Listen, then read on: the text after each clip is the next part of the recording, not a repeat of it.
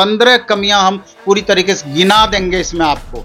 तो उन सारी कमियों पर सरकार को विचार करना चाहिए और उस कमियों को दूर करने का प्रयास करना चाहिए, नहीं तो छात्र का भविष्य निश्चित रूप से दांव पे लगेगा। पहली बार जो एग्जाम हुआ उसमें IIT लेवल का क्वेश्चन डाल दिया गया था और KC सिन्हा सर उस समय VC थे और उनको जाकर कोर्ट में प्रूफ देना पड़ा कि IIT का क्वेश्चन है।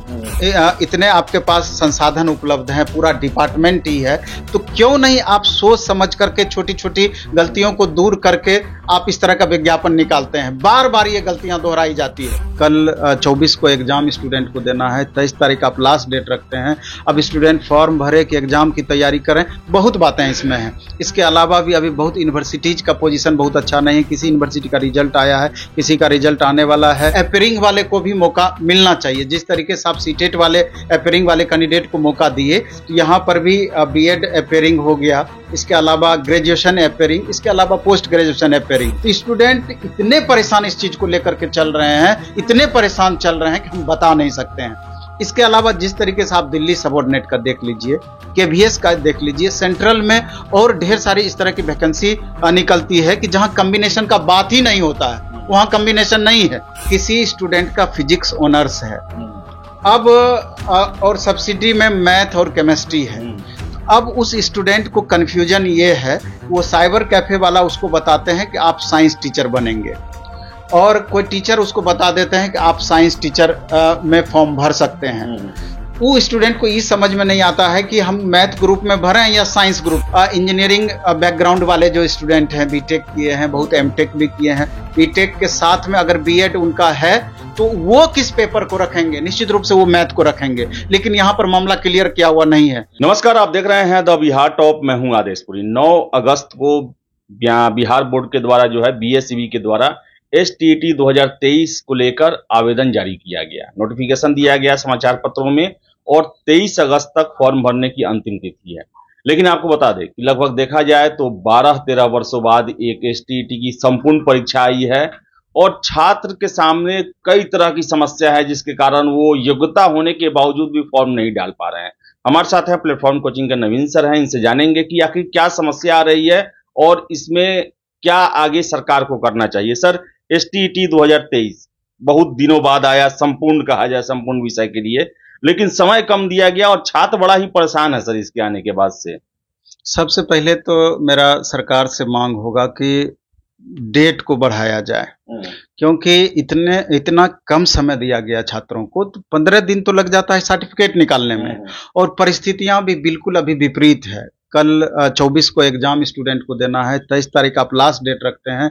अब स्टूडेंट फॉर्म भरे कि एग्जाम की तैयारी करें, बहुत बातें इसमें हैं। इसके अलावा भी अभी बहुत यूनिवर्सिटीज का पोजीशन बहुत अच्छा नहीं है। किसी यूनिवर्सिटी का रिजल्ट आया है, किसी का रिजल्ट आने वाला है और छात्र सर्टिफिकेट नहीं निकाल पाए हैं और सर्टिफिकेट निकालने में उनको परेशानी हो रही है, टाइम लग रही है और डेट भी लास्ट लग रहा है कि 23 तारीख को लास्ट कर ही देगी सरकार। तो सबसे पहला तो होना चाहिए कि डेट आपको बढ़ाना चाहिए, सरकार को बढ़ानी चाहिए। दूसरा है कि अपेयरिंग वाले को भी मौका मिलना चाहिए। जिस तरीके से आप सीटेट वाले अपेयरिंग वाले कैंडिडेट को मौका दिए, तो यहाँ पर भी BEd अपेयरिंग हो गया, इसके अलावा ग्रेजुएशन अपेयरिंग, इसके अलावा पोस्ट ग्रेजुएशन अपेयरिंग। इन अपेयरिंग वाले स्टूडेंट को इसलिए भी मौका मिलना चाहिए कि आप प्रत्येक साल निकाल नहीं रहे हैं नोटिफिकेशन इसका, आप 4 साल 5 साल में एक बार निकालते हैं। तो स्टूडेंट यूनिवर्सिटी के विलंब होने के कारण स्टूडेंट यूनिवर्सिटी के परेशानी को स्टूडेंट क्यों सफर करे, यूनिवर्सिटी के गलती को स्टूडेंट क्यों सफर करे, ये एक विचारणीय प्रश्न है। तो इस लेकर के भी अपेयरिंग वाले स्टूडेंट को मौका मिलना ही चाहिए। इसके अलावा अन्य पहलू भी इसके हैं। अब अभी आप देखिएगा कि बहुत छात्र आपसे मिलेंगे कि सर हमारा कॉम्बिनेशन ही पूरा नहीं हो पा रहा है, हिस्ट्री ऑनर्स है, साइकोलॉजी है, सोशियोलॉजी है, सब्सिडी में कॉम्बिनेशन नहीं पूरा हो रहा है, हिस्ट्री ऑनर्स है, मैथ है और दूसरा सब्जेक्ट एक ले लिया है। तो जब इस तरह का कॉम्बिनेशन को आप मान नहीं रहे हैं, तो इस तरह का ऑनर्स कराने का फायदा क्या है? यूनिवर्सिटी को ही डायरेक्ट बंद कर देना चाहिए, इस तरह का कोर्स कराना ही नहीं चाहिए। अब स्टूडेंट 2 साल BEd में मेहनत किए, इसके ऊपर उधर ग्रेजुएशन किए, अब जाकर के उनके साथ अचानक इस तरह की परिस्थितियां आ जाती है। तो स्टूडेंट इतने परेशान इस चीज को लेकर के चल रहे हैं, इतने परेशान चल रहे हैं कि हम बता नहीं सकते हैं। इसके अलावा जिस तरीके से आप दिल्ली सबऑर्डिनेट का देख लीजिए, केवीएस का देख लीजिए, सेंट्रल में और ढेर सारी इस तरह की वैकेंसी निकलती है कि जहां कॉम्बिनेशन का बात ही नहीं होता है, वहां कॉम्बिनेशन नहीं है। अगर वहां पर एसएसटी की ही बात करें तो वहां हिस्ट्री, पॉलिटी, इकोनॉमी, ज्योग्राफी के अलावा सोशियोलॉजी है, साइकोलॉजी है, सबको वहां पर मौका दिया हुआ है। पर्टिकुलर एक पेपर रखने का मौका मिलता है कि हिस्ट्री का टीचर बनना चाहते हैं, पॉलिटी का टीचर बनना चाहते हैं, इकोनॉमी, ज्योग्राफी, साइकोलॉजी का टीचर बनना चाहते हैं। कॉम्बिनेशन वहां पर नहीं है, लेकिन यहां पर इतना सारा कॉम्बिनेशन क्रिएट किया हुआ है कि बहुत सारी दिक्कतें हैं। अभी एक बात और आपको उदाहरण हम बताना चाहते हैं कि जैसे किसी स्टूडेंट का फिजिक्स ऑनर्स है, अब और सब्सिडी में मैथ और केमिस्ट्री है, तो अब उस स्टूडेंट को कंफ्यूजन ये है, वो साइबर कैफे वाला उसको बताते हैं कि आप साइंस टीचर बनेंगे, और कोई टीचर उसको बता देते हैं कि आप साइंस टीचर में फॉर्म भर सकते हैं।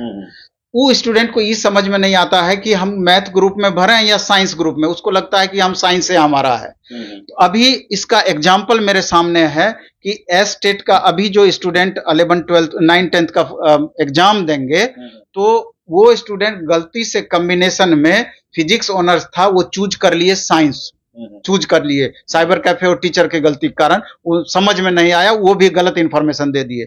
अब चूज करने के बाद जब वो बीपीएससी ऑफिस पहुंचते हैं तो वो बीपीएससी ऑफिस के सेक्रेटरी से मिलते हैं, कुंदन कुमार से। वो कहते हैं कि आपने तो कॉम्बिनेशन ही गलत डाल दिया है, अब आपका कोई उपाय ही नहीं है, आपका ये कहानी ही खत्म हो जाएगा, एग्जाम देंगे तब भी। अब समझिए कि, और आयोग इस बात को, बिहार स्कूल एग्जामिनेशन बोर्ड ये बात 100% क्लियर करके लिखी नहीं है, आप साइंस टीचर बनेंगे, मैथ टीचर बनेंगे, इस तरह का क्लियर नहीं की हुई है। अब इस गलती को अगर छात्र दोहराते हैं तो आगे चल करके कितना उनके साथ परेशानी हो सकती है। इसके अलावा भी इंजीनियरिंग बैकग्राउंड वाले जो स्टूडेंट हैं, बीटेक किए हैं, बहुत एमटेक भी किए हैं, बीटेक के साथ में अगर बीएड उनका है तो वो किस पेपर को रखेंगे? निश्चित रूप से वो मैथ को रखेंगे, लेकिन यहां पर मामला क्लियर किया हुआ नहीं है। एमटेक है तो साथ में वो कौन सा पेपर रखेंगे कि पेपर 2 में वो भर सकते हैं, पेपर 2 में कौन सा सब्जेक्ट भर सकते हैं। अब जिसका बायोलॉजी में बायोटेक्नोलॉजी है, माइक्रोबायोलॉजी है, वो तो साइंस को भरेंगे। तो छोटा छोटा ना बहुत सारा अभी भी दिक्कतें हैं इसमें। क्या लगता है सर, इतना हड़बड़ी क्यों? हड़बड़ी में लग रहा है कि निकाला गया है, ये चाहे नई शिक्षक नियमावली भी हो, इतना सर हड़बड़ी क्यों सर? एसटीईटी सर कभी आप देखे थे कि सर बिहार में परीक्षा हो, 15 दिन का समय दिया जाए और एक महत्वपूर्ण परीक्षा से पहले उसका फॉर्म भरने का डेट अंतिम खत्म हो जाता है? नहीं, कम से कम महीना दिन तो समय स्टूडेंट को मिलना ही चाहिए। और अगर आप बहुत छात्रों के प्रति बेहतर रखते थे कि मनसा, तो 2 महीना पहले आप निकालते, ये छात्र भी इस वैकेंसी में भाग ले लेते, इस बात को हम मान सकते थे। इतनी हड़बड़ाहट क्यों?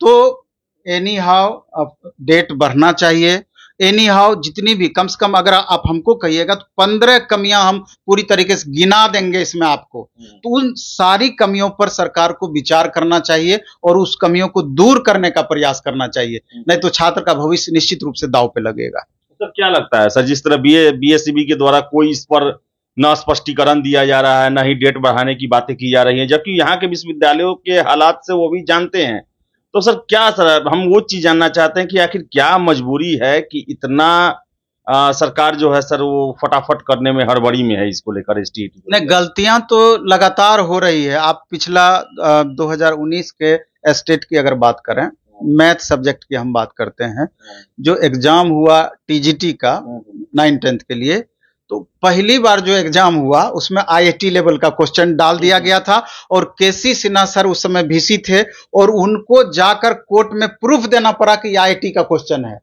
और तब उसको मानना पड़ा, फिर दोबारा कैंसिल करके दोबारा से एग्जाम लिया गया। इस तरह की गलतियां बार बार क्यों?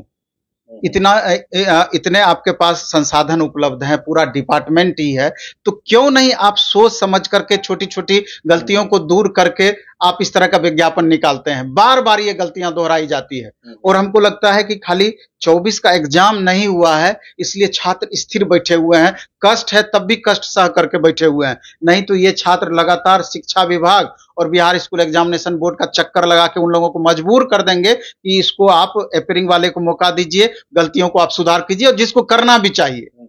तो परिस्थिति जन्य परेशानियों को सरकार को समझना होगा। तो आपको बता दें कि शिक्षा विभाग में जो नीति बनाते हैं, जो नियम बनाते हैं, उनको लगता है कि बिहार का असलियत पता नहीं है, रियलिटी पता नहीं है, ना ही छात्रों से उनका किसी तरह का संवाद है या उनके प्रॉब्लम को समझते हैं। क्योंकि अगर हम देखें तो नई शिक्षक नियमावली आने के बाद कई बार संशोधन किए गए, लेकिन वास्तु स्थिति वही बनी हुई है। उसी तरह एसटीईटी एकाएक फॉर्म निकाल दिया गया, काफी कम समय दिया गया है और बिहार के विश्वविद्यालय ही मार्कशीट देने में, सर्टिफिकेट देने में या परीक्षा कराने में असक्षम है, जिसके कारण छात्र फॉर्म फिलअप नहीं कर पा रहे हैं। और उसके साथ नवीन सर ने बताया कि क्या क्या समस्या आ रही है, तो एक गहन विचार करके इन सब समस्याओं को खत्म करके और परीक्षा का फॉर्म भरने का डेट भी बढ़ाना चाहिए। तो हम आशा करेंगे कि इस पर जो है बीएससीबी के द्वारा कोई सकारात्मक कार्य किया जाएगा। हालांकि 2 दिन बचा हुआ है, छात्रों में बेचैनी है, तो जल्द से जल्द इस पर फैसला लेने की जरूरत है। फिलहाल इस वीडियो में इतना ही। बहुत बहुत धन्यवाद।